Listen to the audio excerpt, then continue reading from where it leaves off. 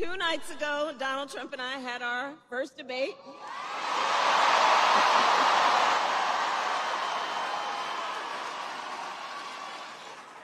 And I believe we owe it. আমাদের সামনে অনেক কাজ রয়েছে, আমরা অনেক কাজ করতে যাচ্ছি। আপনারা জানেন 2 রাত আগে ডোনাল্ড ট্রাম্প ও আমি আমাদের প্রথম বিতর্ক করেছি, এবং আমি মনে করি আমাদের ভোটারদের সামনে আরও একবার বিতর্ক করার প্রয়োজন রয়েছে, কারণ এই নির্বাচন এবং এর যে গুরুত্ব তা আরেকবার তুলে ধরতে হবে।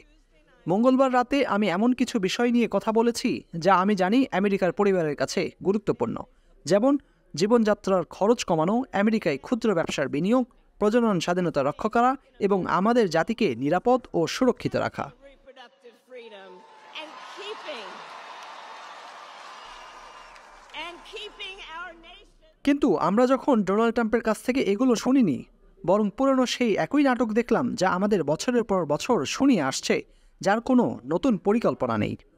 আমেরিকার নতুন পথের জন্য প্রস্তুত, আমরা একটি নতুন প্রজন্মের নেতৃত্বের জন্য প্রস্তুত, যারা আশাবাদী যে আমরা একসাথে কি করতে পারি।